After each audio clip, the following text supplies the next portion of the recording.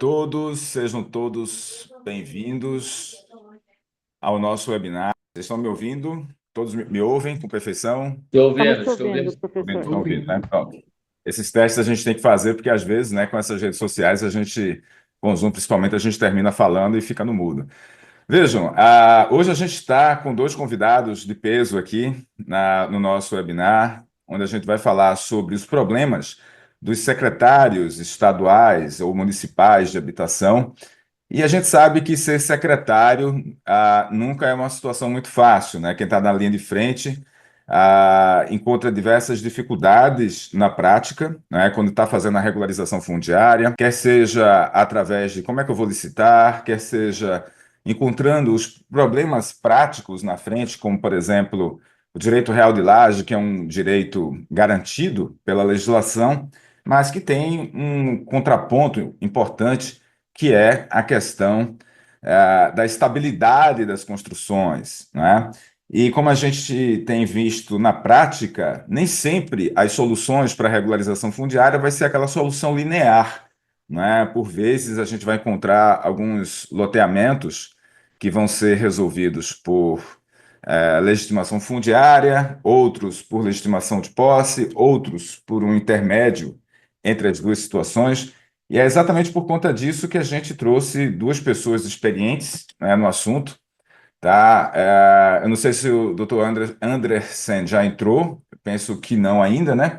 Mas aqui a gente já está com a doutora Ângela Quirino, que é a secretária municipal de habitação do município de Itaquá, que trabalha especificamente com essa parte da regularização fundiária. Ângela Quirino é uma pessoa bastante querida de todo mundo que faz a regularização fundiária, pelo fato dela ser uma pessoa extremamente sensível, né, no que se refere aos problemas da população, por ser uma pessoa que vai diretamente na linha de frente da regularização fundiária. Recentemente vimos o Instagram dela, onde ela mostra, não é, todo o trabalho que se faz ali na frente, né? É como eu escutei uma vez uma procuradora gaúcha falando que regularização fundiária não se faz de salto, né? E a gente vê muito isso na doutora Ângela Quirino, e ela vem, junto com o prefeito de Itaquá, fazendo uma verdadeira revolução nessa parte da regularização fundiária. E aí eu queria começar com a doutora Ângela Quirino. Doutora Ângela, como é que é estar na frente da Secretaria de Habitação? Quais são os desafios que a senhora está encontrando e quais são as soluções que a senhora está apresentando para a população? Muito bem-vinda ao nosso webinar. Bom dia, professor Pedro. Bom dia para todo mundo que está assistindo. Muito obrigada pelo convite. É uma honra estar aqui. Eu sempre digo isso. É uma honra, mas é também um prazer. Eu sou apaixonada por regularização fundiária há muito tempo. Sendo cria do movimento de moradia, a gente se apaixona todos os meses, todas as horas, e a cada vez que a gente vai fazer regularização em um núcleo novo.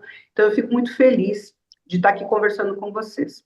O nosso maior desafio lá em Itacoaxetuba, primeiro que eu queria dizer que Itacoaxetuba é uma cidade toda irregular. Ela se desenvolveu na grilagem, essa é a realidade, né? Ela, de repente, em um pouco mais de 10 anos, ela dobrou a sua população e essa população cresceu aí em bairros completamente irregulares. Uma vez o outro professor Pedro falou que não existe loteamento clandestino e eu acredito que não exista mesmo, porque se você está vendo lá aquele loteamento crescer, aquela ocupação irregular crescer, ela não é clandestina, porque está todo mundo vendo, né? 80% da nossa cidade, Pedro, a gente já falou a respeito disso, ela é irregular. Significa dizer que quase ninguém tem matrícula. Qual é o nosso maior desafio? Qual foi o nosso maior desafio? Primeiro, porque a gente não tinha a dimensão correta, né? Da importância da regularização fundiária. Ela existia, Itacoaxetuba se conveniou ao Programa Estadual de Regularização Fundiária em 2009, de 2009 até 2020, falava-se em regularização fundiária de uma forma muito superficial. A Secretaria de Habitação, na realidade, era uma diretoria, né? E isso não era levado a sério. Então, começou-se isso em alguns bairros, e nunca se terminou. O que acontece? A população não acreditava na regularização fundiária, não acreditava que ela era possível, não acreditava que ela era uma política pública, não acreditava que ela era importante. Itaquá é uma cidade muito litigiosa do ponto de vista de ações possessórias. Então, nosso maior desafio foi fazer a população acreditar que aquela gestão que a gente tinha que fazer dentro dos bairros, que aquela ida para dentro do bairro, quer seja para fazer topografia ou cadastro social, era para um programa que ia ser realmente executado. O prefeito foi lá no Cidade Legal, que é o nosso programa estadual de regularização, aprendeu como é que faz, quis saber qual era o impacto político e financeiro que isso tinha na cidade, falou, vamos fazer. Falou para mim, Angela, quando ele me trouxe para a secretaria, vamos fechar a porta da cidade, porque senão a gente não consegue regularizar, a gente vai ficar enxugando o gelo, porque as ocupações aqui lá em Itaquá aconteceu toda hora, todo dia, e vamos regularizar o solo de quem já está lá nos núcleos consolidados, e foi assim que aconteceu. Mas daí, para a população acreditar, então as primeiras entregas elas eram esvaziadas, porque o povo não acreditava, não deixava o topógrafo medir, não ia no cadastro social. Então, eu acho que muito mais do que a questão orçamentária, que eu acredito que, se a gente falar, a dificuldade é dinheiro, isso aí é dificuldade no Brasil todo, né? A questão orçamentária para fazer regularização é uma dificuldade nacional. Mas em Itaquá, em especial, a descrença da população ela era muito potente, e a gente, graças a Deus, conseguiu passar por cima disso, colocando a população para dentro do processo de regularização fundiária. Não teve outra forma. Então, depois que a gente entendeu bem o mecanismo e diagnosticou que essa falta de crença na regularização afastava a população, e acreditando, como eu acredito, que a regularização não se desenvolve sem a participação do povo, nós fomos para os bairros. Eu e o prefeito aí fazíamos reuniões, teve um mês, por exemplo, que nós fizemos reuniões em 30 bairros, para explicar o que era a regularização, para explicar quais as fases da regularização, para conquistar a população. Então, o desafio foi conquistar a população e agora, felizmente, Itaquaquecetuba inteira fala de regularização fundiária, está na ponta da língua do povo.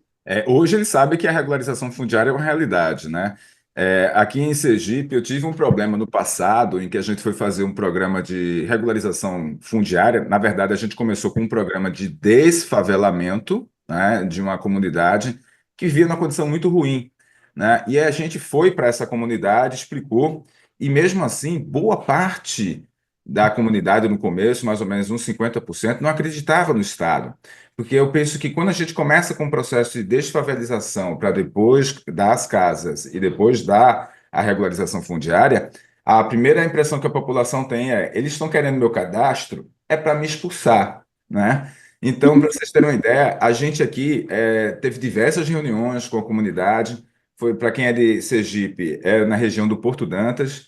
A gente foi lá por diversas vezes e foi necessário eu entrar com ação na justiça para que o pessoal saísse, para que o Estado pudesse fazer as obras, né?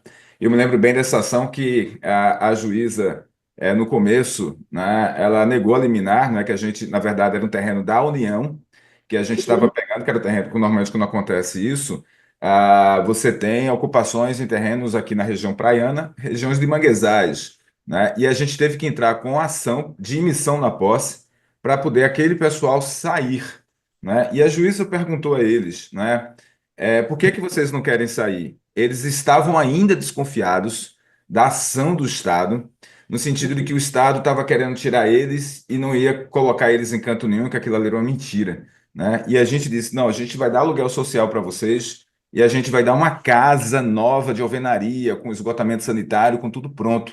E a juíza perguntou, por que que vocês não querem sair? Eles ficaram meio sem entender como é que poderia dar uma resposta. E a juíza disse: olha, se vocês não saírem por bem, eu vou dar uma liminar e a polícia vai tirar vocês.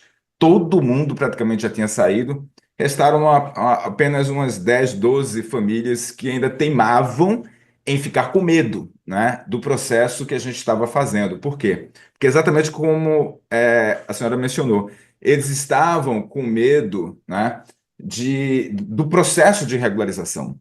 Até que a população comece a ganhar confiança, né, isso leva um tempo, né, como a senhora bem mencionou. Tá, eu estou falando senhora porque aqui a gente está na parte formal, viu? Tá. Mas exatamente por conta disso, né? Porque a gente estava exatamente naquele começo daquele processo e aí depois a regularização fundiária começa a ganhar corpo, o pessoal começa a acreditar, e daqui a pouco a própria população começa a pedir, olha, venha para o meu bairro, né, que eu preciso do título. Isso, é conosco também. Quando que vai chegar no meu bairro? Agora todo mundo quer, né? Exato, agora todo mundo quer. No começo da regularização fundiária, aconteciam umas coisas interessantes, como, por exemplo, a maioria quer, você faz o georreferenciamento e aparece aqueles dizendo, olha, se fizerem a regularização fundiária, vão cobrar IPTU. Eu não quero pagar IPTU. Eu não sei se essa pergunta acontece muito contigo. Acontece muito, Pedro, muito. O pessoal fala, não, para pagar IPTU, para aumentar o IPTU. Mas, assim, até na conscientização que o prefeito faz, o prefeito, você sabe que ele é um encantador, né? Ele é muito carismático. E ele fala de qual é o grande problema em Itaquá. Hoje, Itaquá, um terço da população paga IPTU por causa da irregularidade. Então, né, o bolo é fatiado em 100 pedaços, um terço paga e todo mundo come. E aí, como é que você cobra a política pública se a arrecadação é tão baixa? Então, quando a gente traça esse paralelo, a pessoa entende e aceita e fica melhor. Então, tem essa questão também. E assim como você falou, como a nossa cidade é uma cidade muito litigiosa, assim, quase todos os bairros por onde a gente passa, ou tem ação civil pública, ou tem termo de ajuste de condutas, ou tem alguma ação possessória coletiva movida pelo proprietário, ou, ao contrário, tem centenas de ações de uso capião movidas, ajuizadas pelos moradores, pelos ocupantes, porque eles não têm a matrícula, né? Então, quando a população vai para dentro do bairro, eles acham que é fiscalização, porque, obviamente, que se eles não têm documento da terra, também não têm alvará para construção. Eles já ficam com medo de uma eventual fiscalização, de uma interdição, de uma notificação. Isso acontece também, claro, mas a gente não pode negar, mas a gente precisa explicar, ó, galera, nós estamos indo para o bairro, mas é para o bem de vocês, é para fazer a regularização. Deixa a gente entrar na sua casa, né? Deixa a gente entrar na sua vida, nós vamos aí ser um pouco invasivos, mas é para o bem de todo mundo, e isso criou uma consciência coletiva na cidade, graças a Deus, que fez realmente com que todo mundo entenda a importância, né? De você normatizar o solo, de você regularizar a moradia, enfim. Mas dá muito trabalho, você sabe tanto quanto eu, né? Especialmente sendo procurador, como que é essa questão para entrar na cabeça da população, né? Exato. Agora vamos chamar o doutor Anderson Rafael. O doutor Anderson Rafael, ele atuou como diretor de habitação e regularização fundiária de Maracanaú, gerente de programas habitacionais de Fortaleza, presidente da Comissão de Regularização Fundiária da OAB, né, e secretário da Comissão Estadual de Regularização Fundiária da OAB Ceará. Doutor Anderson, um bom dia para você. Me conte aí, está me ouvindo? Doutor Anderson, sei que ele está Bom dia, presente. professor Pedro Dias. Bom dia. Estão me ouvindo? Estamos ouvindo bem. Vocês estão me Me conte aí a ouvindo? sua experiência, como é que foi Perfeito. trabalhar com a regularização fundiária, trabalhar com essa Perfeito. política habitacional em Fortaleza e nas regiões. Bom dia, Ângela Quirino, todos os colegas, aos demais também, né? Atuantes, militantes, operadores do direito e também de outras áreas do conhecimento, mas que atuam na política habitacional e regularização fundiária. É um prazer estar com vocês aqui. Inicialmente, gostaria de dizer que aqui no Ceará hoje é um feriado estadual, né? O dia do padroeiro de São Paulo, e a nossa militância ela continua. Mas aqui no Ceará, eu ia dizendo, eu já fui apelidado, sabe de quê? De Zé Reurb. Porque onde eu ando, onde eu caminho, né, os municípios que eu atuo, eu participo de reuniões, eu sempre falo, prefeito, vamos iniciar aqui a política municipal de regulação fundiária através do procedimento de REURB, procedimento administrativo, Secretaria das Cidades Estadual fala a mesma coisa, Coab fala a mesma coisa, nos outros conselhos, né, de arquitetura e urbanismo, CREA.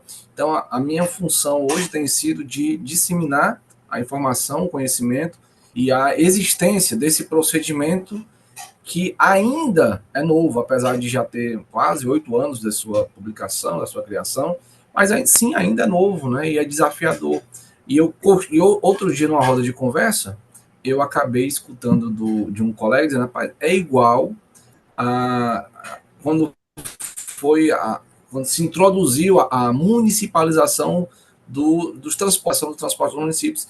Os municípios eram resistentes, não queriam criar os seus departamentos, suas autarquias de trânsito, mas acabaram criando, hoje é um sucesso. Então, daqui a pouco, né, não é sensibilizador, e sim realizador, que é o nosso grande desejo. E aí, para a experiência, vamos lá, a título de execução, nós tivemos duas experiências, uma na cidade de Maracanaú, outra aqui na capital, cidade de Fortaleza.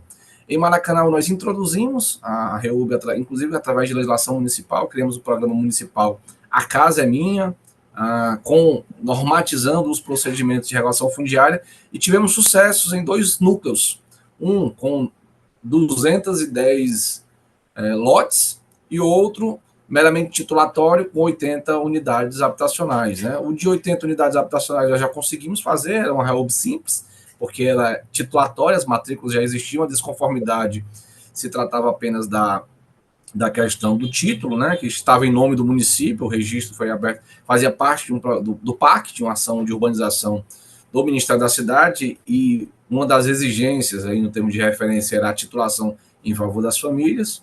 Um projeto antigo, de 2010, né, nós terminamos em 2019.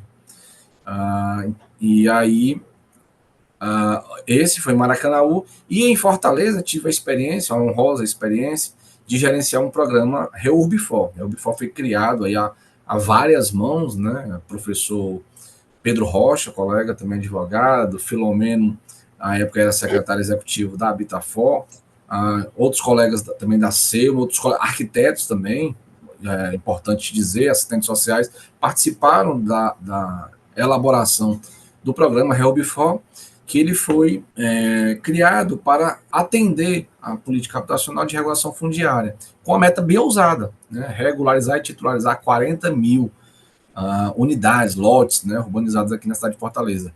É importante dizer que em Fortaleza o déficit habitacional, né, qualitativo é altíssimo, são 856 núcleos, 41% da nossa população da capital está em núcleos urbanos informais, aí obviamente nós conseguimos fazer isso, né, de uma vez, né, e os desafios são grandes, mas criou-se o programa REURBFOR, e aí a experiência exitosa foi através de um instrumento do Estatuto da Cidade, que era a outorga onerosa do direito de construir.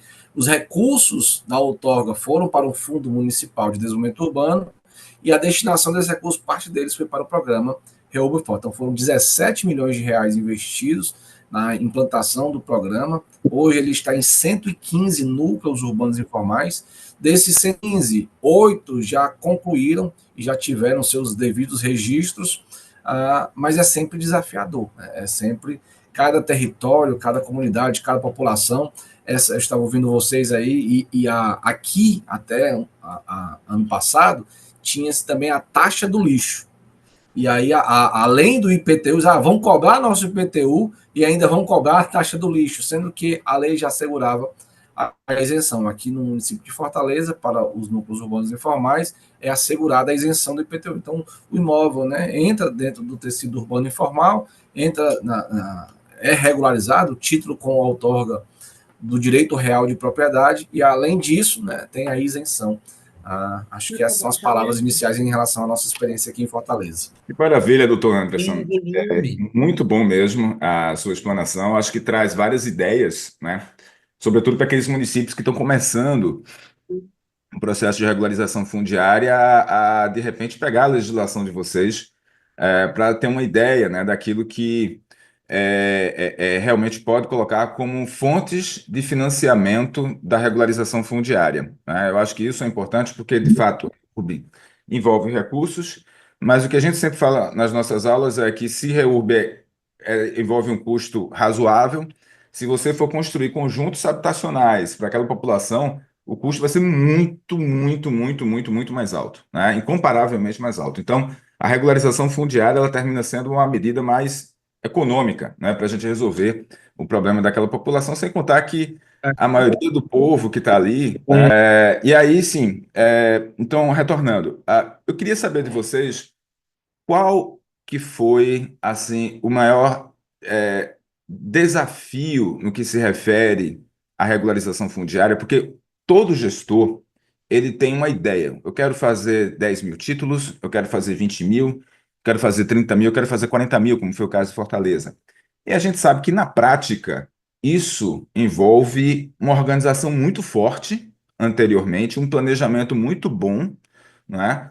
E a gente também precisa levar em consideração que haverá dificuldades, né, a serem enfrentadas pelo gestor.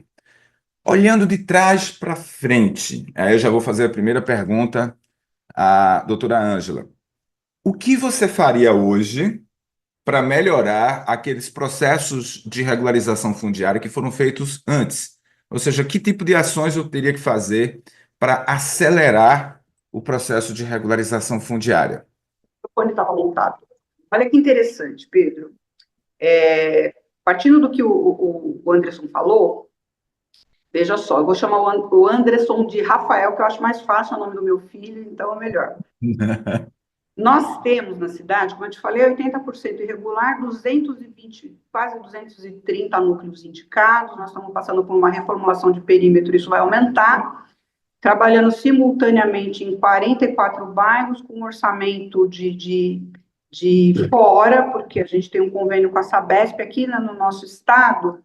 Em algumas cidades, a Sabesp fez um termo de ajuste, fez um contrato para repassar dinheiro para obras de infraestrutura, para que ela conseguisse desenvolver o plano de saneamento básico dela, é a nossa companhia de saneamento básico, e a implantação de rede de água e de rede de esgoto, de coleta e tratamento, e para isso precisou destinar uma verba para regularização fundiária, então a gente conta com essa grana. Além disso, agora, a Sabesp foi privatizada, né? Então agora parte do que a cidade qual que é, quando eu olho para tudo que nós fizemos, nós entregamos quase 5 mil matrículas, temos previsão para entregar mais 5 e um contrato de licitação vigente para entregar 30 mil. Qual é o grande problema? O processo de regularização fundiária ele é complexo, né? Porque ele tem várias e várias etapas, mas no nosso entendimento agora, porque a gente conseguiu desenvolver já em 14 bairros e agora mais 10, ele é também simples, né? Ele precisa ali ser sistematizado de maneira a desburocratizar. O nosso maior problema sempre foi aqui na nossa região a conversa com os cartórios, porque, veja, Itaquaquecetuba é comarca há pouquíssimo tempo, é comarca só desde 2005, e antes nós éramos comarca de uma cidade vizinha que é Poá, e antes nós éramos comarca de Suzano, e aí de Mogi, nós estamos aqui na região do Alto Tietê, aqui em São Paulo, então a gente tem que passar por todos os cartórios para poder obter esse levantamento de domínio dessas matrículas aí para poder identificar quem são esses proprietários das áreas, o que é uma situação muito difícil. Nós precisamos construir uma relação muito próxima dos cartórios, mas a gente começou brigando com eles, e isso nos atrapalhou, porque pro cartório é muito fácil falar, não, cumpre a minha nota devolutiva, faz o que eu estou falando. Então, eu acho que o nosso maior desafio foi entender todo o mecanismo da regularização, entender todas as fases, e dentro daquelas fases a gente criar atalhos para acelerar, com os cartórios, com a topografia já em mente, o que daria problema. Claro que a gente precisou ter todos os problemas que tivemos, nós precisamos ter passado por várias situações para entender que determinadas coisas não precisavam ser feitas. Então, olhando para trás hoje, eu continuo batendo na tecla que eu trouxe da iniciativa privada quando eu fui para a Secretaria de Habitação. O setor público, o serviço cartorário, ele é todo muito burocrático. E aí o caminho é realmente, na minha opinião, tentar desburocratizar para fazer com que aquele mecanismo complexo ali, que tem várias fases, ele fique mais simplificado, ele fique mais direto, conseguir aí traçar uma linha de finalização mais tranquila. Então, eu vejo lá para Itaquaquecetuba que esse foi o grande desafio, foi passar pelos cartórios sem fazer com que isso demorasse muito, porque, veja, quando a gente conseguia a última certidão do último cartório, a primeira já estava vencida, e a gente ficava nesse vai e vem enlouquecedor. Então, agora a gente já fala, faz tudo ao mesmo tempo, já conversa com todos ao mesmo tempo, já fala das nossas dificuldades, das nossas dores, estabelecemos uma relação melhor com os cartórios, a gente fala e ouve muito, e aí facilitou a nossa vida. Nós deveríamos ter feito isso desde o começo, porque já existia essa amplitude em nível nacional, de que era um grande problema, né? A gente fala muito que os cartórios são os gargalos, mas a gente também precisa se colocar no lugar deles e entender que você pega uma cidade que não fazia nada de regularização, ou que não tinha essa movimentação cartorária, isso realmente vai atrapalhar ali, né, o andamento das coisas, só que a gente precisa ser mais assertivo, já levar tudo pronto. Então, eu vejo isso. Recentemente, a gente teve uma conversa com o oficial aqui do cartório de Itaquaquecetuba, e ele falou: Ângela, vocês têm um contrato de 2 anos para entregar 30 mil títulos. Eu entreguei na minha vida como oficial de cartório, de 25 anos de carreira, eu entreguei 25 mil. Quer dizer, ele levou a vida inteira para entregar as matrículas que ele tem, que a gente quer que ele entregue em 2 anos. Entendeu? Vou fazer esse exercício, só que a gente também não abaixa a cabeça, né? Então, a equipe tem que estar qualificada também, Pedro, porque, veja, a gente vai para o cartório, se a gente não utilizar o argumento correto, ou se a gente não apresentar a justificativa certa, eles engolem a gente. Essa é a verdade. Porque o não já está pronto. Essa é a realidade. O não já está pronto. Então, esse exercício constante de abreviar as fases mais demoradas foi o que fez a nossa regularização se potencializar. E nós deveríamos ter feito isso desde o começo, sabe? Está com muito problema? Recorta e faz depois. Não tem o estudo, não vai ficar pronto aqui. Se o impacto não for muito grande, vamos deixar aqui do lado, vamos seguir, né? A gente enroscou ali nos problemas, porque nós temos núcleos de todo sabor aqui em Itaquaquecetuba, com risco, sem risco, irregular, clandestino, loteamento aprovado que se desregularizou porque ele está completamente diferente, com um acervo judicial muito grande, com TAC, com tudo. Então, a gente ficou perdido, às vezes, ali nessas questões de vai e volta para o cartório, e agora a gente não faz mais isso. A gente verifica o problema, a gente separa ele do ladinho, às vezes é uma casa só, às vezes é uma gleba, e aí a gente segue e não para mais de conversar com o cartório, mas a gente vai conversar com o cartório com a lição de casa pronta. A gente não chega lá, mas por quê? Ai, que maldade, não devolve não, por favorzinho. Isso não cola, né? Não cola. Então, Exatamente, isso não funciona. Eu tive também experiências grandes com cartório aqui, e de fato, se você não chegar bem estudado, né, na frente do cartório, pode ser que ele esteja te interpretando errado, né? Acontece isso, às vezes ele está te interpretando errado, ele dá um não, porque você não soube explicar direito não o que é é que você só estava conhecer querendo.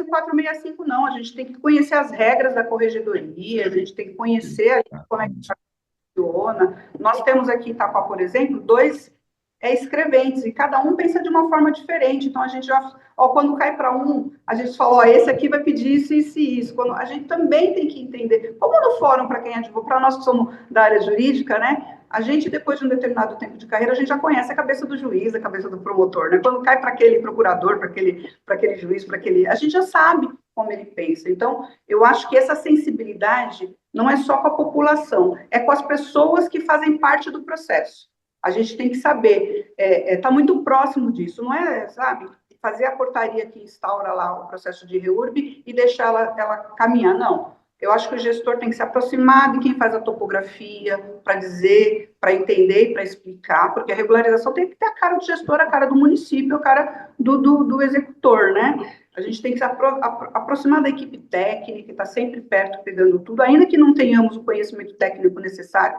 a gente tem que dominar algumas coisas, a gente tem que se aproximar do cartório e ter sempre o argumento certo, porque na regularização, ainda mais nas cidades que tem vários desafios, várias histórias diferentes, vários núcleos diferentes, não é falar sim, porque sim, não, porque não. Tem que ter uma justificativa, né? Exato. E eu me lembro bem que de uma palestra que nós assistimos na Paraíba, né, Sim, em que o desembargador, né, de lá, ele disse que o estado da Paraíba, junto com o município, fez uma regularização fundiária lá, e nessa regularização fundiária, a renda do cartório, que era de R$ 14.000, mais ou menos, passou para 130, 140 mil mensal, né? Ou seja, ele tinha uma renda de 13, 14 mil, passou para 140 depois do processo de regularização fundiária. Isso é muito salutar, porque no começo, os cartórios, logo que saiu o 13465, boa parte deles diziam que eram contrários à regularização fundiária. Né? Diziam, isso é um absurdo, vai legitimar aquele pessoal que está ali. Às vezes aquele pessoal está ali há 10, 20, 30, 40 anos. Né? Então é preciso realmente um programa de regularização. Né? Então a sua dica, né? A dica principalmente para aqueles municípios que estão começando no processo de regularização é entrar em contato com o cartório, né, daquela região e procurar traçar um fluxo de trabalho que você evite ficar perdendo com assuntos paralelos, né, e a gente consiga fazer um fluxo que realmente caminhe para frente e a gente consiga entregar as regularizações, né? Agora eu vou conversar com o doutor Rafael, vou aproveitar a sua dica, né? Eu vou Isso, chamar ele de Rafael, que é mais fácil. mas Doutor Rafael, o senhor olhando para trás, né? Vendo tudo que o senhor fez de 2017 para cá em temas de regularização fundiária, o que é que você faria de diferente hoje? Boa pergunta, porque a minha primeira PRF, nossa, ela sozinha, ela deu 210 páginas, porque eu interpretei a lei literalmente e fiz a desconformidade lote a lote. Então, pegava um lote, desconformidade de recuo, a desconformidade de construção. E aí você imagina que eu falei que foram de 209 lotes e fazer isso lote a lote. Então, só a parte de desconformidade, a PRF, a, sem as peças técnicas, só ela deu 200, então ficou um volumão assim que o cartório, quando recebeu, disse. Aí, quando a gente, né, virou, não, a desconformidade não precisa ser tão assim, né? Você faz de forma genérica, até a mais marcante e tal, não sei o quê. Mas voltando às etapas, assim, a doutora foi crucial e a sua fala também, porque o primeira coisa é manter um diálogo permanente com todos os atores envolvidos. Se eu vou fazer regularização, eu vou precisar de quem? A primeira coisa que eu preciso convencer primeiro é o prefeito, né? Ou o secretário da pasta. Né? A maioria, aqui no Ceará também, outra realidade é que a maioria dos municípios ele não institui a Secretaria de Habitação. Eles instituem uma secretaria e dentro dessa secretaria criam uma coordenadoria de habitação, não sei se é a realidade de vocês. Isso já demonstra que a política habitacional está a reboque, porque é cara, como o doutor Pedro falou, e aí os municípios precisam compreender, não, ela não é cara, eu posso converter e promover justiça social, inclusive através da REUB e de outros instrumentos, né, que é a outorga onerosa, por exemplo. Mas esse convencimento, esse alinhamento. Eu tenho uma equipe multidisciplinar minimamente alinhada, não só da equipe da diretoria, coordenadoria, autarquia de habitação, secretaria que o seja, mas também do município e dos cartórios. Lá em Maracanã, por exemplo, quando a gente pensou, quando a gente aprovou a legislação e tinha-se a ideia de fazer em determinados núcleos, a primeira coisa que nós providenciamos foi fazer uma reunião dos cartórios com o município e estando presente o prefeito para assumir o compromisso de colaborar, para dizer, olha, isso aqui é bom para nós e para vocês. Tem um capital social, tem um capital financeiro, tem mostramos exemplos de cidades que não tinham matrículas e passaram a ter e quadruplicaram aí a sua arrecadação e as suas receitas em relação à regularização dos imóveis. E aí é de deixar os fluxos bem definidos. E aí, o início, obviamente, começar por áreas públicas. Por quê? Porque eu evito a problematização das notificações, né? Não preciso ficar aguardando. Áreas públicas sem complexidade, ou seja, que não precise de estudo ambiental e que não esteja em área de risco. Não que eu não vá fazer essas REUB nessas áreas, mas como eu quero começar, eu preciso começar. E aí também outra experiência que eu sugiro, comece por um núcleo pequeno. Né? Comece por um núcleo de 50 unidades, um núcleo de 30 unidades, um núcleo de 100 unidades. Para muitos municípios, 100 unidades é muita coisa, né? E aí é importante começar, é importante fazer. Então, você começa aqui, muitos dos municípios aqui no Ceará, por exemplo, têm os mutirões lá da década de 90, em que eles se enquadram muito bem com um conjunto, com conjunto habitacional não entregue. Por quê? Porque na matrícula ainda é uma gleba. Aquele parcelamento não existe, aquelas construções não foram averbadas, aquele sistema viário não está formalmente legalizado. Então, os mutirões, porque já tem um sentimento de pertencimento, já é consolidado, está em área pública, na sua grande maioria, né, municipal, alguns em área pública e estadual. Então, iniciar por áreas públicas que tem menos complexidade, em relação à questão ambiental e à questão de risco, ela é determinante e é certeza de sucesso. Por quê? Porque você vai reduzir os passos. A notificação que você o terreno já é do próprio município, então já evita essa notificação, você faz a publicação do edital para que terceiros possam saber, e aí eventualmente poder impugnar, né, por exemplo. Mas o principal é ter essa equipe alinhada, uma gestão comprometida e um diálogo permanente com todos os atores envolvidos. E aí saber e fazer um diagnóstico, né, de por onde começar. Aqui em Fortaleza, o programa Reubifó, por exemplo, ele categorizou os núcleos urbanos informais. Eu tenho 856 núcleos em Fortaleza. Como é que eu vou escolher? Então, teve as categorias A, B, C e D. Então, conforme a classificação desse núcleo, por elementos objetivos, e aí você faz uma tabela, para fazer no papel, no Excel e no programa. Então, não tem desculpa para não fazer. É fazer. E aí, uma rede de apoio. Aqui é uma rede de apoio, participar de grupos, participar de seminários, participar de congressos, né? Ler, né? Dissecar os livros. Hoje, antes, poucas obras, né? Escritas sobre Rehoboth, hoje já é mais fácil. O professor Pedro tem aí os seus escritos, tem os seus artigos, tem outros também. Para mim, por exemplo, e acho que para muitos, o Cole Mig foi o maior fomentador da Rehoboth em todo o Brasil. E hoje nós precisamos ser isso, entusiastas e multiplicadores, transmitindo nosso conhecimento.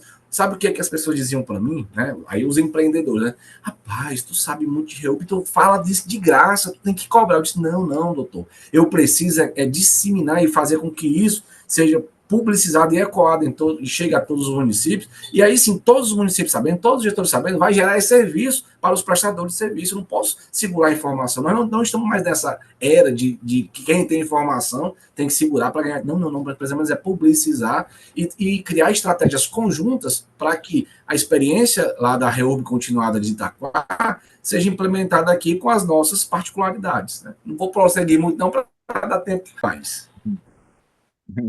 Veja, muito bom, muito boa a sua explanação, doutor Rafael. Eu gostei muito de um tópico que o senhor mencionou, né? Vocês dividiram em 4 tipos, né, de problemas habitacionais para fins de regularização fundiária, porque uma das coisas que a gente mais fala é que quando a gente vai começar, a gente começa, obviamente, pelo mais fácil, né? Isso foi uma dica uma vez que eu estava junto com o Ministério Público do Distrito Federal, falando sobre outro assunto, e ele, um promotor lá experiente, lá para os anos 2000, me disse o seguinte: olha, quando a gente vai começar alguma coisa, né, a gente começa pelo o que está de mais fácil para resolver. Porque se você vai começar pelo mais difícil, você se embanana, e aí daqui a pouco você trava, e você acaba o mandato de prefeito e não fez muita coisa, né? Então, e uma coisa interessante para todos os municípios que estão aqui presentes nesse webinar é que 2 anos e meio para atuar na regularização fundiária com força, né? Tudo que a gente vai fazer de regularização fundiária, a gente tem 2 anos e meio para. E aí o que é que acontece? Por que 2 anos e meio? Né? Porque normalmente essa fase que as prefeituras estão agora é aquela fase em que elas estão, como se diz, planejando, né? Elas estão exatamente planejando o que é que elas vão fazer. E quando começam as licitações, eles começam com 3, 4 meses a produzir os primeiros e principais estudos de licitação.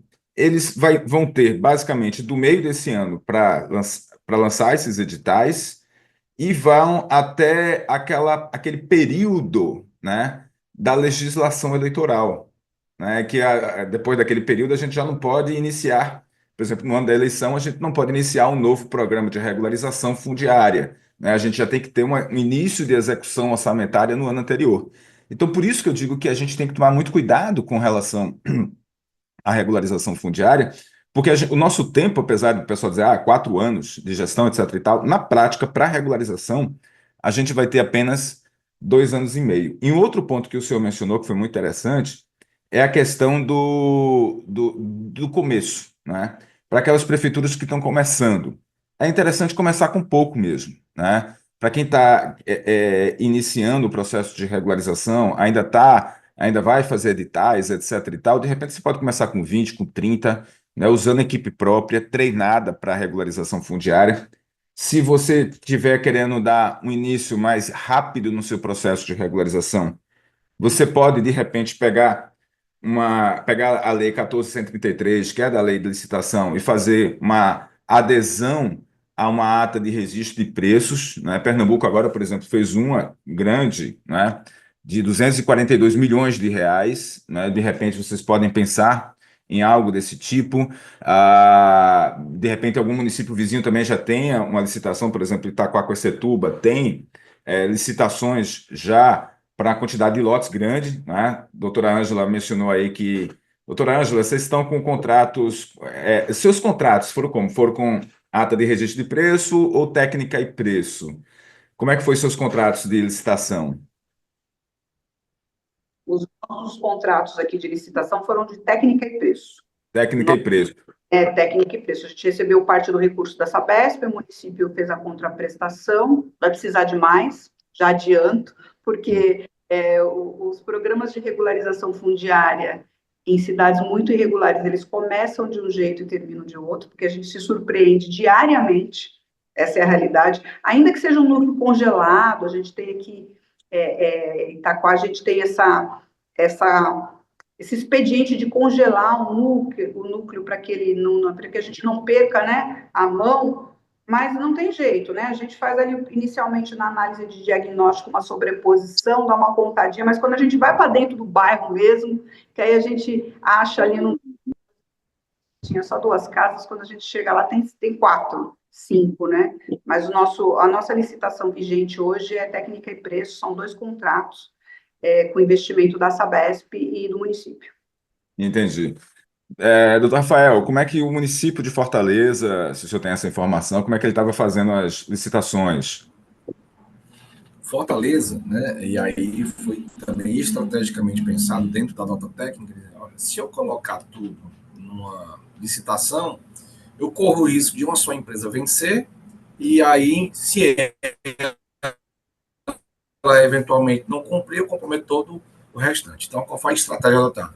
Fez uma ata de registro de preço, fez parcerias institucionais com as universidades, a Universidade Federal do Ceará e a Universidade Estadual do Ceará, através das suas fundações, fez um chamamento público para execução com as OSCs e fez uma licitação. Então, foram 4 modalidades de contratação, em que, simultaneamente, elas conversam entre si, e ainda tem uma quinta, que é a equipe interna. A equipe interna também estava executando. Então, tinha 5 frentes de ação com estratégias diferentes, caminhando em momentos diferentes e em tempos diferentes, cada um com a sua complexidade e cada um entregando, né?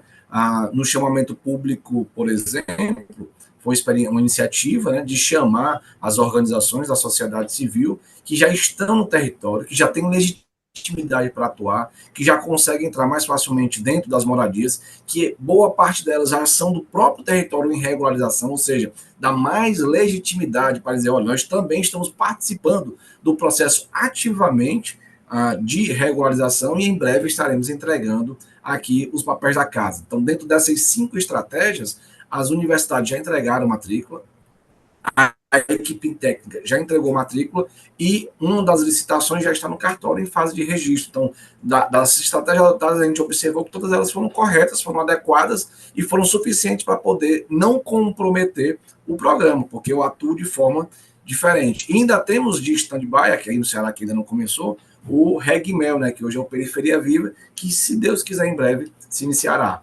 Mas as universidades, por exemplo, ficaram com 25% da nossa demanda, né? A nossa equipe interna ficou com 15% e os demais foram distribuídos aí entre as outras estágios de contratação. Que maravilha, que maravilha. Agora, uma pergunta que eu tenho. A doutora Ângela quer falar alguma coisa? Quero só falar que o Rafael é amostrado. Vamos lá. Doutora Ângela, já que está na tela. Hoje eu sou nordestina também, mas a minha mãe, que é de Pernambuco, assim como eu, ela fala sempre, quando a pessoa fala tudo isso que ele falou aí, essas 5 frentes aí, é pela amostrado. Pronto. Mas Mas é um foi o bom Reúbe amostrado. continuado, mas foi o programa Reúbe continuado que tirou nossa premiação. Que vingativo. Bom, agora vamos fazer uma pergunta que acho que todo gestor que está entrando agora vai querer fazer, né? Quanto tempo leva, em média, né? Por exemplo, eu dou uma ordem de serviço, quer seja para uma licitação, né? Uma empresa que eu contratei, quer seja para um termo de cooperação técnica que eu fiz com a Universidade Federal, tal. Começar com a doutora Ângela, que tem 2 contratos de licitação. Qual o tempo médio, né? Por exemplo, em quantidade de lotes e de entrega de registros, né? Das matrículas. Qual foi o tempo médio que isso aconteceu, doutora Ângela? Eu fico muito feliz em dizer que, embora nós tenhamos só esses 2 contratos de licitação, a gente tem um convênio com Cidade Legal, né? Que já nós começamos desenvolvendo regularização só pelo convênio que temos com o governo do Estado. Agora nós estamos aí com essas 2 frentes e estamos fazendo ata, chamamento, fazendo parceria com as universidades, acordo de cooperação técnica com a própria Caixa Econômica Federal, de forma pioneira, mas enfim. Nós temos um núcleo aqui que a gente elegeu pela descrença da população, que foi um grande desafio para nós, porque era uma área pública, e nós fomos aí, assim, não contra, claro, mas a gente estava na contramão daquilo que o nosso departamento jurídico pensava com relação à regularização fundiária em área pública. Era uma grande área que tinha sido desapropriada pela Prefeitura de Itacoaxetuba, e lá nós precisamos dividir ali o bairro, o núcleo, em 4 glebas, em 4 núcleos, porque era muito grande, cerca de 1.600 lotes, mas a metade disso, 800 lotes, nós entregamos em 8 meses. Então, foi uma alegria. Então, hoje a gente tem, em média, na nossa cidade, da ordem de serviço, a nossa primeira ordem de serviço a gente chama de P1, que é a análise de diagnóstico, e a entrega das matrículas, ou então, o período de iniciar e fazer a CRF é bem curto, viu, Pedro? A gente consegue fazer isso em 6 meses, 8 meses no máximo. E aí depois a questão do registro, que é um problema, né? Porque nas notas devolutivas a gente superou, e eu fico muito feliz em dizer isso, e exibida também falar isso, a gente superou as desconformidades técnicas nas notas devolutivas, né? Vem muito pouco correção de memorial descritivo, de projeto, de sobreposição de loteamento. Eu fico muito feliz por isso, porque a equipe técnica está bem alinhada. O Rafael falou com muita propriedade que isso é muito importante, e aí o projeto vai bem redondinho. Mas a gente ainda tem muito problema de documentação das pessoas que serão as legitimadas. Elas esquecem de falar que são casadas, elas esquecem de falar que tem herdeiro, elas se esquecem de falar que tem imóvel em outros lugares do Brasil, apesar das nossas advertências nesse sentido e das reuniões preparatórias que a gente faz, porque a gente tem isso também, de fazer uma reunião no começo da regularização, às vezes uma no meio, outra no finalzinho. Então, aí vai para o cartório, aquilo que a gente prevê para ficar 60 dias no máximo, às vezes fica 4, 5 meses, porque tem essas questões. E quando dá muito problema, aí a gente deixa essas pessoas para uma segunda listagem para a gente não atrapalhar. Mas, em média, aí, entre 8 e 10 meses até o início da ordem de serviço e a entrega das matrículas. É só uma dúvida, doutora Ângela. A entrega, assim, a gente faz a ordem de serviço, 8 meses, 8 a 10 meses, mais ou menos, né? Pelo que a senhora falou. Seria a entrega da CRF ou o registro da CRF? O cartório está Não, demorando. 8 a 10 meses a entrega da CRF, e a gente tem colocado aí finalização com a festa, porque a gente faz uma festa aqui, né? Aham. Eu espero que na próxima vocês venham, porque é maravilhoso, é emocionante, cerca de 1 ano, no máximo, assim. A Um gente ano tem no máximo, né? Ou seja, 6 a 10 meses entrega ao cartório, o cartório volta com os títulos mais uns 2 meses depois, né? meses, no máximo a gente consegue a CRF pronta, mas aí depois essa parte do cartório demorava muito mais, às vezes demorava 6 meses para concluir a regularização, 8 meses ficava 1 ano e meio no cartório, né? E a gente, com aquela conversa, com aquele diálogo constante que a gente tem feito agora, a gente reduziu, abreviou bem esse tempo. Aquilo que você falou também, o cartório falou para a gente no começo, vocês vão falir o meu cartório, é isso que o oficial falou para nós no início da nossa regularização, mas a gente leva aí um ano. Quando é muito complexo, quando é muito grande, a gente leva um pouquinho mais, um ano e 2 meses. Mas a gente, por exemplo, nós temos esse contrato de 30 mil matrículas que nós assinamos em 2000, começamos em março de 2023, a gente já terminou, a gente já está com mais de 60% do contrato terminado, entendeu? Ah, Então, 3 anos, 44 bairros, é exatamente dessa forma que a gente faz. É uma loucura, mas é uma loucura que a gente gosta. uhum. Doutor Rafael, e aí, com a sua experiência, quanto tempo, né, vocês estão levando para dar ordem de serviço, né, qualquer que seja, para a entrega da CRF e o registro no cartório, na sua experiência em Fortaleza? Nós tivemos aqui, e aí é lamentável, já teve um núcleo aqui de Fortaleza que nós demoramos 6 anos, né? Que ele já vinha se arrastando e voltava e ia e tal. E aí vai melhorando, vai aperfeiçoando, né? Após a criação do programa Reubifó, nós tivemos um núcleo que também, desde o início e até a entrega foram 6 meses, era um núcleo pequeno, eram apenas 60 unidades.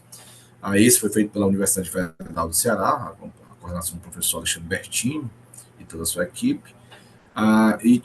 E aí a média também é a mesma da que a Angela falou, de 12 meses, né? Porque o enfrentamento é de prazo de registro, né? O procedimento administrativo às vezes pode ser até um tanto quanto ligeiro, né? Mas legalmente o cartório ele tem 60 prorrogável com mais 60 dias para poder registrar individualmente os títulos, né? E aí a gente fica, como é gratuito, não tem um fundo de compensação, e aí é convencimento, diálogo e articulação que a gente vai avançando, né? Na capital é mais fácil, e em Fortaleza são 6 cartórios, então aí a gente tratou muito bem com a Noreg, né? E aí eles não foram resistentes, foram parceiros, inclusive. Hoje também uma ótima oportunidade, que aí são todos os municípios do Brasil, todos os estados do Brasil, tem de ancorar para fazer decolar a REUB, é o programa Solo Seguro, do CNJ, cobrar das corregedorias que cumpram as metas de redução de déficit habitacional e que instituam programas de regularização, cobrar dos estados que façam chamamentos e contemplem os municípios, né, e credenciamento de empresa, por exemplo. Mas voltando ao tema principal, a média, já tivemos 6 anos, tivemos 6 meses, mas eu diria que a média é de 12 meses, né, com o título de registro. 12 meses. Isso é muito importante porque, por exemplo, para nós, agora do Estado, né, o que for feito agora, né, deverá estar sendo entregue, se for bem feito, né, lá para março. E a gente, de acordo com a legislação eleitoral, para quem for ligado aos estados, né, a nossa legislação eleitoral diz que tudo a gente tem que começar nesse ano para poder entregar no próximo ano, né? Então, o programa de regularização fundiária ele já existe, né, por conta da 13465, né? E aí, a partir desse ingresso, né, ou seja, dessa execução orçamentária nesse ano, a gente pode entregar títulos no próximo ano. A gente vai fazer o seguinte: vamos selecionar 3 perguntas, as 3 primeiras perguntas que colocarem aí no chat, tá? O Peterson pode fazer a sua pergunta, a gente vai procurar responder, claro, se a gente souber responder a sua pergunta, né? A gente vai responder e a gente finaliza aqui o nosso webinar, que já passou da nossa hora, que a gente disse que ia ser 1 hora, já está 1 hora e 1 minuto. Vamos. Primeiramente, bom dia, agradeço a oportunidade, né, de fazer a pergunta. Sou muito grato aí por participar também, doutora Ângela, doutor Rafael, doutor Pedro. A minha pergunta é com relação aos registradores, eu acredito que seja pertinente, porque já foi comentado sobre isso no webinar, né? Como lidar com a postura defensiva de alguns registradores nos casos de REURB-S? A postura defensiva no sentido de não querer registrar, é isso?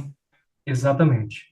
Eu já tive eu particularmente já tive esse problema, né, com relação, logo no início, né, e alguns registradores estavam dizendo que não iriam fazer o registro da REURB-S enquanto não tivesse um fundo de compensação, porque se a gente for olhar lá no final da lei de regularização fundiária, assim como os registros de nascimento também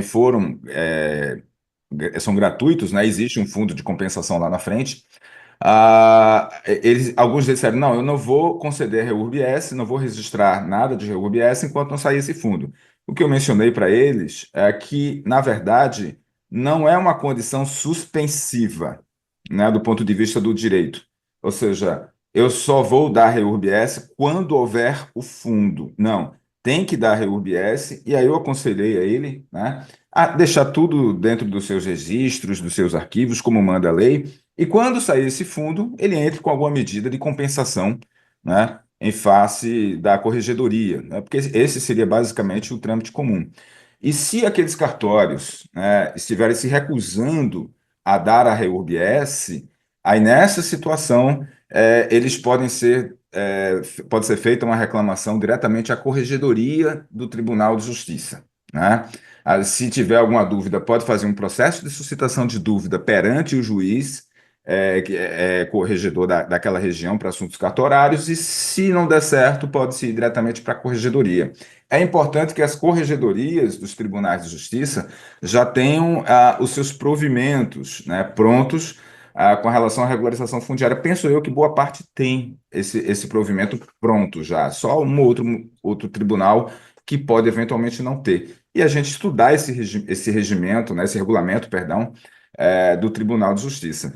Doutora Ângela, doutor Rafael. Em Itaquá, Pedro, como eu já disse, eu comento muito isso com as pessoas, nós batemos lá na porta do cartório, inicialmente foi uma conversa árida, foi uma conversa gentil, porque nós só temos um oficial em Itaquaquecetuba, na região também, em cada cidade para a qual a gente tem que se remeter, um oficial em Poá, um em Suzano, em Mogi, para quem é aqui da região de São Paulo sabe disso, conhece essa nossa realidade, e nós tivemos que ir lá conquistar mesmo, conversar com o oficial de cartório, pegar ele pela vaidade, falar da importância da regularização fundiária, qual que era o impacto disso, da regularização para a nossa cidade, porque o impacto político e social da regularização fundiária em Itaquaquecetuba, ele é incomensurável, eu tenho muito orgulho de dizer isso, que ela mudou a política, mudou o cenário político da nossa cidade, a regularização fundiária, e nós trouxemos ele para dentro do projeto também. Inicialmente eu falei que é importante ter todos os atores ali alinhados, o Rafael falou exatamente isso também.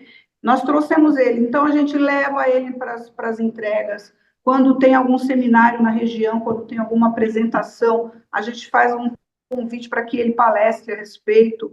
Ele foi estudar junto conosco também. A gente ainda discute semanalmente, eu diria, e às vezes essa discussão ela fica acalorada, mas a gente aprendeu a se respeitar. Nós a respeitarmos as limitações que o cartório tem, e eles a respeitarem a necessidade que nós temos de entregar, porque às vezes a gente fica meia hora brigando, aí no final, assim, a escrevente dele fala, mas vocês têm que entregar, né? Eu entendo.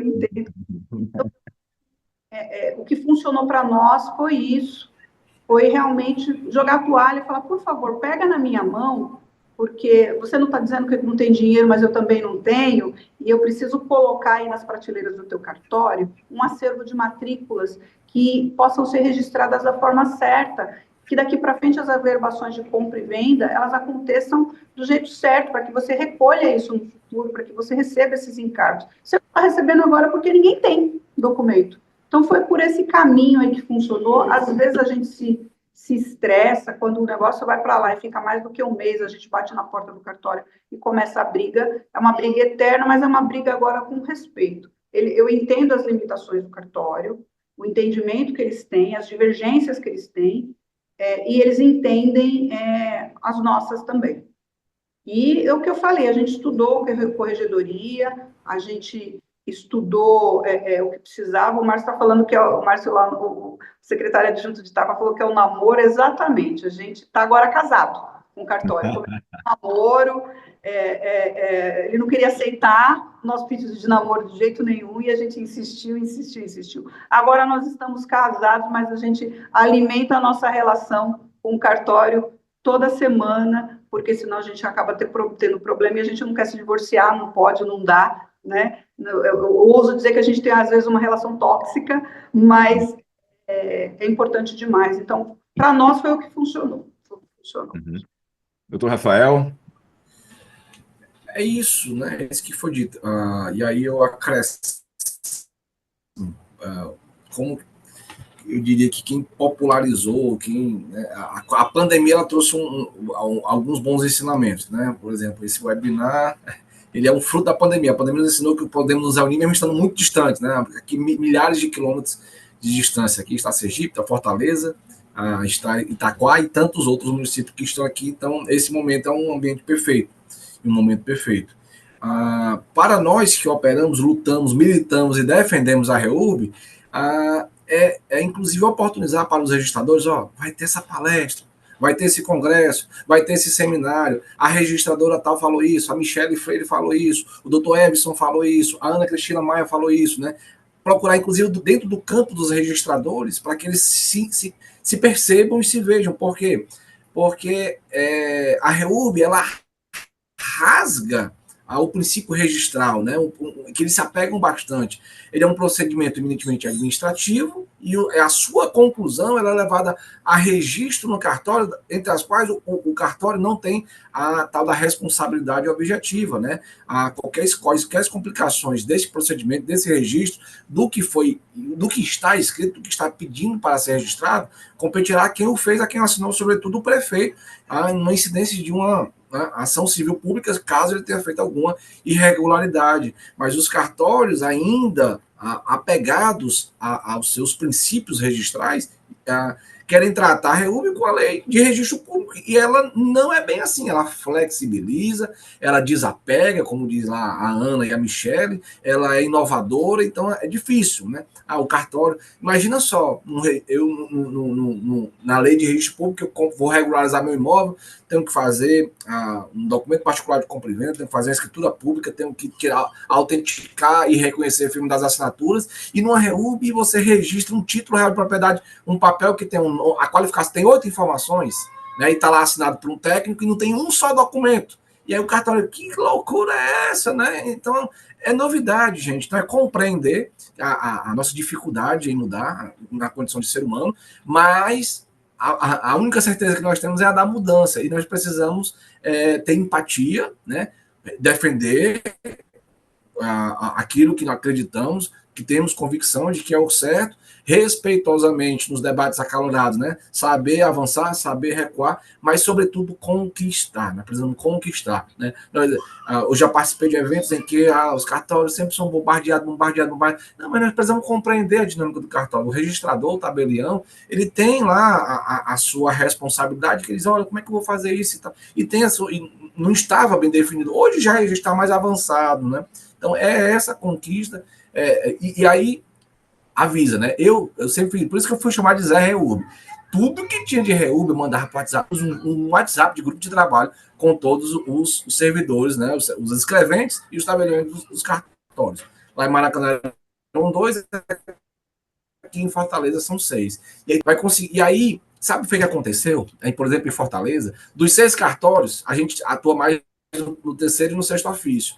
Aí o primeiro ofício, quando é que vai chegar o nosso? Quando é que nós estamos doidos para fazer a nossa primeira REURB? E aí, finalmente chegou. E quando chegou, eles estavam tão ansiosos, tão assim, que eles fizeram rápido, com alegria, mesmo de graça. Ou seja, a gente contagiou, né? Precisamos fazer isso aí em cada um dos. Maravilha, maravilha a sua resposta, doutor Rafael. É exatamente isso. Agora, a palavra está com a Diretoria de Habitação e MURB.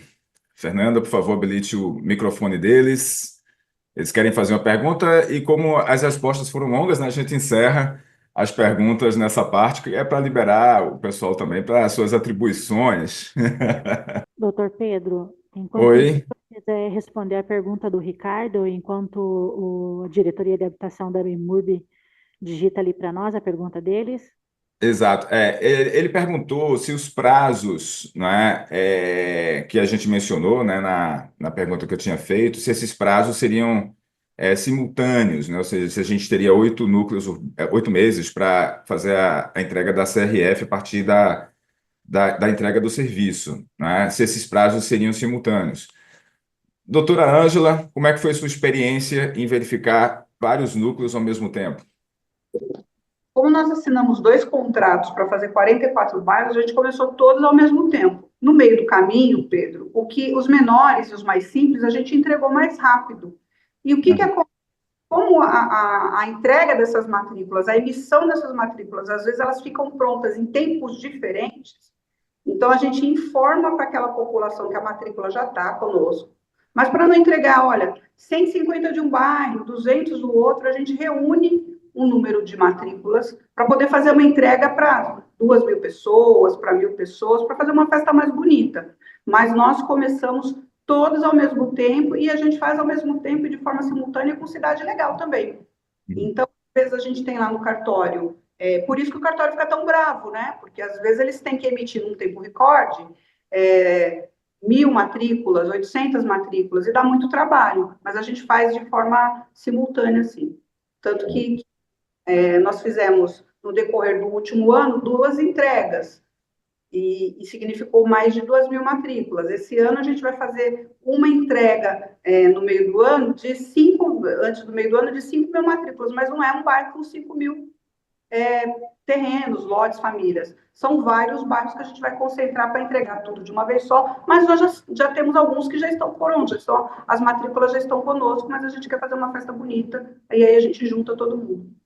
Maravilha. Doutor Rafael, como é que foi a sua experiência? Tudo simultâneo? Como você tem vários cartórios aí, né, trabalhando, acho que ficaria mais fácil, né? Programação, né? Então a gente espacializa onde nós estamos atuando e aí a gente vê os 6 cartórios, quais que tem mais e como está o andamento. Aí a gente dá a previsão, olha, a nossa estimativa é que no mês tal nós vamos encaminhar o pedido de matrícula desse núcleo que tem tantos lotes. E aí ele já fica preparado, né? E já fica acompanhando. Quando aqui a experiência também está tão exitosa, né, nessa relação com os cartórios, tá, né, deu match total, quando a gente já envia para a SEUMA, que é a nossa Secretaria de Urbanismo e Ambiente, que faz o aprovo do projeto urbanístico, a gente já compartilha com o cartório, né, essa informação, para que ele já possa fazer as observações, por exemplo, se ele identificar que a gente deixou de qualificar corretamente, né, um determinado imóvel ou alguma informação importante que deixou de estar e deveria estar. Então, assim, essa parceria está boa, né? Já no momento anterior não foi tão boa assim, mas hoje já é, e é o processo de conquista é programado, né? Então, até porque o cartório também tem a sua demanda, né? Ele, entre uma incorporação de um imóvel, de um condomínio de luxo, por exemplo, que tem em Fortaleza, e uma RUBS, ele prefere, obviamente, fazer a incorporação que vai render mais dividendos. Mas eles também tendem, e o ANORE, que é a Associação dos Notários, eles têm a diretoria de registro e a diretoria social, então eles compreendem o capital social e a política e a amplitude que se alcança através do registro de uma RUBS. Pode não ser a realidade dos municípios que estão neste webinar, mas eu lhes digo uma coisa, certamente no futuro próximo será, vai depender da continuidade, né, da persistência e da sua resiliência que eu tive, o professor Pedro teve, Ângela teve e os demais também tiveram. Maravilha. Doutor Rafael, chegou aqui a pergunta do pessoal da CACIC Sergipe, né? Secretaria de Assistência Social, que é a secretaria que está levando adiante a regularização fundiária. E eles perguntaram, essa pergunta especificamente para o senhor, como é que a universidade entrou nesse programa, né? Como é que vocês fizeram essa articulação com a universidade? Existem 2 formas da contratação com a universidade. Aliás, eu digo 2, mas existem várias, né? As universidades, elas entram através das suas fundações, né? E aí eles podem atuar dentro de um chamamento público, e aí é daquela lei da Miroski, né? Que eu, inclusive, acho a mais interessante, por quê? Porque como a entidade, a fundação, é uma instituição sem finalidade lucrativa, o que acontece? Eles recebem o dinheiro depois de feito o chamamento, o credenciamento, a habilitação, né, todo o procedimento, que é uma modalidade de licitação, e ele se credencia e se habilita, o que acontece? Primeiro vem o dinheiro e ele executa as atividades, né, e aí a gente não tem impedimento na continuidade das ações. Então, esse é um modelo. Um outro modelo, e é o que foi adotado aqui em Fortaleza, foi feito uma pesquisa em REURB. Dentro dessa pesquisa aplicada em REURB, a questão da inexigibilidade da licitação nesses casos, né? Então, se aplicou com fundamento, né, na legislação essa inexigibilidade. Então, foi possível fazer dessa forma, mas a modalidade de execução ele executa, depois recebe. E aí a gente percebe alguns percalços. E um outro também poderia ser através, inclusive, envolvendo, por exemplo, o Ministério das Cidades ou uma Secretaria Estadual das Cidades, de habitação, que possa fazer um programa de extensão universitária. E aí faz, né, todo um combinado entre instituição, município, entre a faculdade e a entidade mantenedora e tal, para fazer a realização e quem vai pagar, né? Porque aí, obviamente, os bolsistas não podem trabalhar de graça, né? Mas, assim, o papel das universidades, para mim, na minha ótica, é extremamente importante quando a gente traz a academia para próximo da execução da REURB, inclusive amplia os horizontes de atuação, porque muitas das vezes, por exemplo, no meu caso, os advogados não têm qualquer olhar para uma REURB, os arquitetos também têm um mínimo olhar para a REURB, vão para design de interiores, mas para a REURB não conseguem nem chegar, os engenheiros também não, e por aí vai, né? Nas mais variadas profissões que envolvem as formas, entre outras, tá? Exato, exato. Bom, o pessoal da EMURB de Aracaju não conseguiu mandar a pergunta, mas a gente se compromete com eles. Eles mandam a pergunta para a gente por escrito, né, e a gente traz a resposta para eles, tá? Eu queria só dar os últimos informes, né? A gente vai ter 2 cursos de regularização fundiária para quem tiver interesse, né? Na próxima semana, no Rio de Janeiro, né? E nos dias 23 e 24 em Balneário Camboriú, né? Então, quem quiser descer para ABC, estará lá. E quem quiser nos ver também em Fortaleza, né? Doutor Rafael, por favor, faça o seu anúncio aí do nosso evento em Fortaleza. Mas antes do anúncio, eu quero dizer que vocês também não podem deixar de ler Ah, esta magnífica obra, Tratado de Regularização Fundiária, né, escrito pelo professor Pedro Dias de Araújo Júnior. Para quem não sabe, professor, é esse Pedro Dias que nos fala aqui, que conduz Ângela, né? Então é um livro de cabeceira para qualquer um de nós que atua na regularização fundiária, mais uma obra magnífica, que fará também assim, essa sessão de autógrafo, é um dos palestrantes no primeiro Congresso Norte-Nordeste de Regularização Fundiária. É um evento gratuito. A gratuidade dele é justamente para que a gente consiga alcançar o número máximo de gestores que estão no seu primeiro mandato, que nunca ouviram falar sobre REURB, então é essa a oportunidade. Aqui eu posso dizer que ele é realmente tem um formato híbrido. Nós estamos divulgando as inscrições, e aí, por uma questão estratégica, obviamente, liberamos apenas a inscrição presencial, mas ele também terá a inscrição virtual, que poderá acompanhar, assistir, fazer perguntas e também receber a certificação, né? Certificada pela nossa Escola Superior de Advocacia. Eu posso dizer, tenho orgulho de dizer que os maiores e melhores nomes que atuam em regulação fundiária urbana estarão neste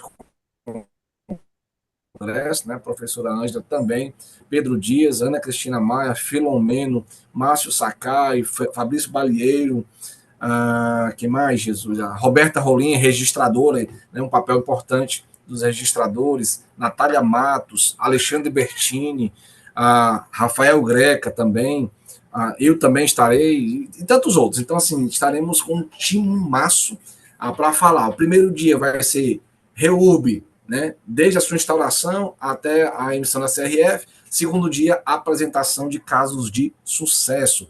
E aí vamos conhecer o programa REURB Continuada, né? Um programa premiadíssimo aí e que tem impactado vidas no município de Itaquá, também o REURB FOR, e outros que virão. Outra coisa importante dizer que olha só, esse congresso ele terá 2 produtos muito importantes. Primeiro, será o lançamento do Manual de Regularização Fundiária da Universidade do Semiárido Regional do Semiárido, né, a UFESA, lá no Rio Grande do Norte. E segundo, nós vamos lançar um pacto estadual pela regularização fundiária, onde Ministério Público, Defensoria Pública, OAB, CAL, CREA e a Secretaria das Cidades, a Prece, a Associação dos Prefeitos, assinará, a Noreg também, assinará um documento que vai nortear um compromisso, uma carta compromisso dos municípios com a regularização fundiária e que certamente nos próximos anos nos renderá muitos frutos, né? Muitos títulos serão entregues, a corregedoria também fala parte, né? Desse pacto que é lançado hoje, né? Então, estamos semeando para colher no futuro, muito em breve. Quero vê-los, né? Se possível, presencialmente. Temos a parceria com o hotel, que é vizinho ao local do evento, para minimizar os custos.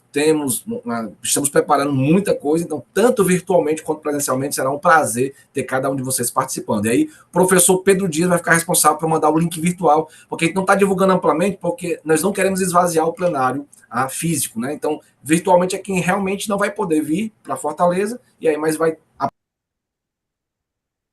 A joia, muito obrigado. Bom, então, eu agradeço profundamente a doutora Ângela, que trouxe para a gente aqui a sua experiência, né, a sua experiência inesgotável em regularização fundiária, ela que está ali na linha de frente, com a mão na massa, com o pé na lama, né, para fazer a regularização fundiária.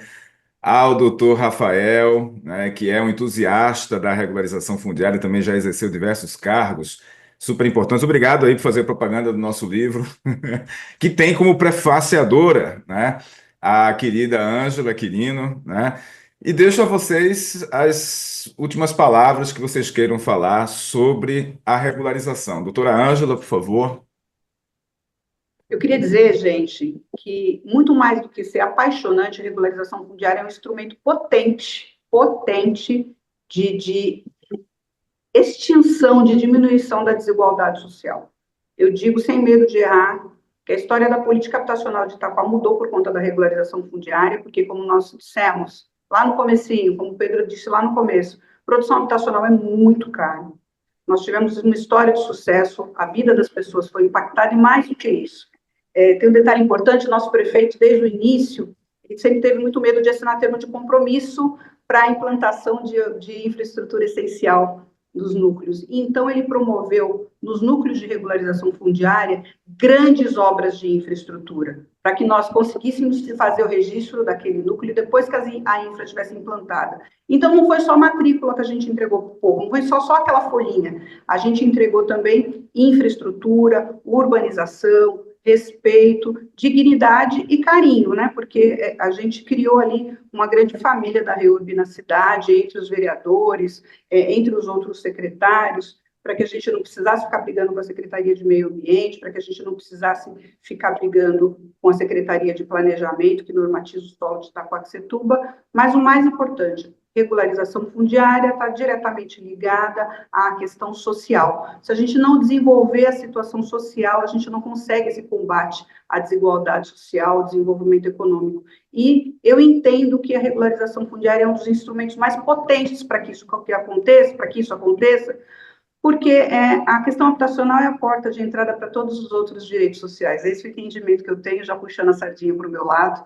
Então, apaixonem-se e venham conosco, porque vocês vão ver as suas cidades serem transformadas, como eu tenho visto em Itaquaquecetuba, e fico muito feliz por isso. Obrigada, Pedro, você é um querido, apesar da formalidade necessária, foi um prazer prefaciar o seu livro, o livro é magnífico, eu li quando fui prefaciar e li depois que chegou, é uma obra-prima realmente, parabéns.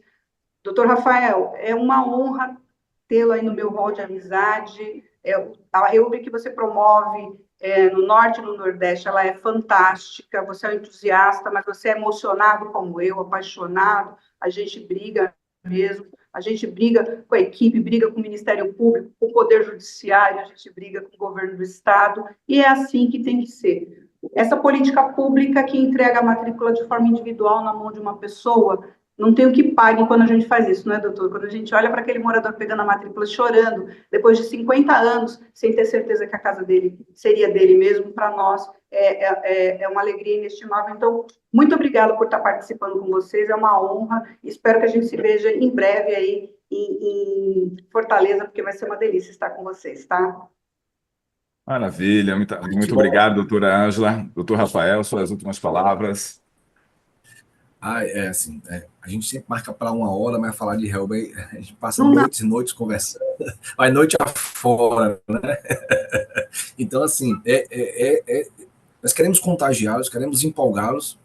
Tem uma frase do professor, do Fabrício Palheiro, que diz: a REURB não é simples, não é complicada, mas é possível, e é isso mesmo, né? Nós vamos enfrentar alguns altos e baixos, alguns núcleos vão ser super fáceis, outros extremamente desafiadores, mas é não desistir, é ser resiliente, porque nós estamos fazendo isso para a população, nós estamos fazendo uma política pública, e outro olhar, né, que a gente enxerga também na REURB é que ela também promove justiça social. A REURB e aí é um caráter que nós precisamos também nos amarrar e ensinar e propagar, e dizer, perfeito, a ES é gratuita, tudo bem, mas eu posso fazer a E também, e ela gera recursos para promover a REURB-S. E essa é uma saída, né? Nós não vamos ficar dependendo do Ministério, não vamos depender do governo do Estado para promover esse tipo de regularização fundiária, mas políticas de compensações, e a REURB é uma delas também, podemos ofertar e fazer. E tudo isso, eu digo para vocês vão aprender juntamente com o professor Pedro, juntamente com o Instituto UNCA, que é também parceiro do nosso congresso, e felizmente está aí para disseminar essa informação, para capacitar os gestores públicos de forma assim ilimitada. Você participa de uma capacitação com o Pedro, e quer participar de todas, embora seja ao mesmo tempo, porque você tem certeza e convicção que a próxima capacitação vai ter uma novidade, e aí fica ansioso por participar dessa segunda capacitação, né? Então, o nosso congresso 14 e 15 de abril, sigam o nosso Instagram lá, @Congresso REURB, né? Nosso perfil oficial, divulgamos já a grande maioria dos nossos palestrantes. Aqui no chat, quem vai participar online, que de forma alguma vai estar em Fortaleza, então podem compartilhar com pessoas, né, que não poderão vir, né? Então pode compartilhar, porque será um prazer. Nós queremos ter 2.000 pessoas virtualmente participando desse congresso, tá bom? Forte abraço. Saudações alencarinas aqui direto. Tá bom, então eu agradeço a todos aqueles que participaram aqui do nosso webinar e espero que consigam, com isso, trazer mais informações importantes para o planejamento e execução da sua regularização fundiária. Agradecemos bastante a presença da doutora Ângela, do doutor Rafael, a presença de todos vocês, a presença de todos aqueles que fizeram as perguntas e até o nosso próximo webinar. Tá? Muito obrigado a todos e tenham um bom dia. Bom dia.